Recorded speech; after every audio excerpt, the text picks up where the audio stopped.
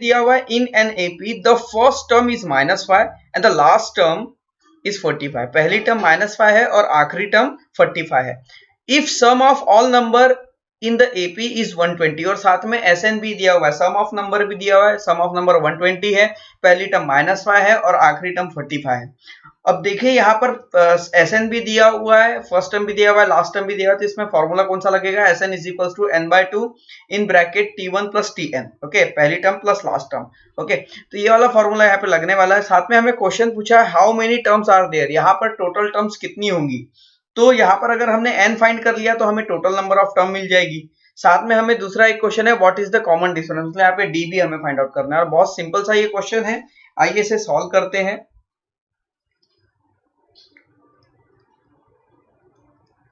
Solution, अब देखिए first term is -5। Okay, तो लिखेंगे इन एन एपी क्या दिया हुआ है, a इज इक्वल्स टू -5 जो है t1, यहाँ पे t1 is equal to a is equal to -5 और tn हमें दिया हुआ है, लास्ट टर्म हमें दिया हुआ है 45।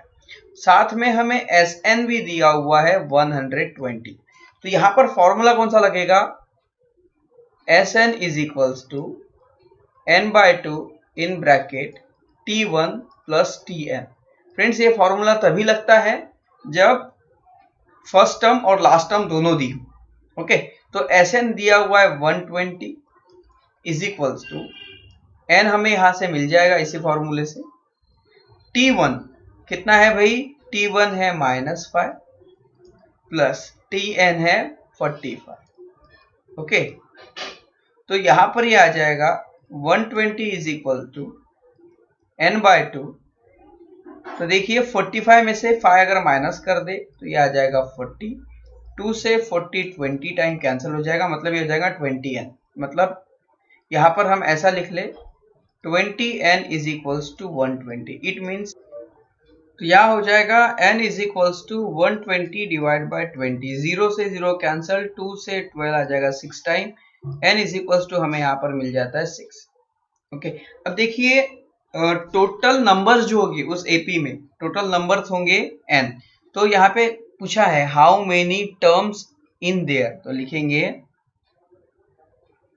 There are 6 term. टोटल कितनी टर्म होंगे? 6 टर्म। ओके, अब हमें क्या करना है, what is the common difference. Common difference हमें फाइंड करना है, तो उसके लिए हमें लगाना पड़ेगा tn का फॉर्मूला। तो लिखेंगे tn is equals to a plus n-1 multiply by d। Okay, तो यहाँ पर देखिए tn मतलब tn टोटल नंबर कितने? 6 है, तो लिखेंगे t6 is equals to a की वैल्यू क्या है भाई?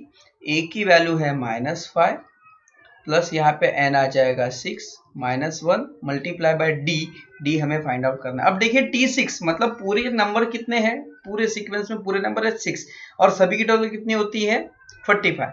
तो t6 हमारे पास दिया हुआ है, कितना है 45। ओके, मतलब टोटल tn मतलब लास्ट टर्म हमें दिया हुआ, सॉरी सबकी टोटल नहीं होती, लास्ट टर्म होती है 45। तो लास्ट टर्म हमें यहाँ पर दी हुई 45, तो t6 के बदले हम रखेंगे 45 इज इक्वल्स टू -5 प्लस 6 - 1 यहाँ पर आ जाएगा भाई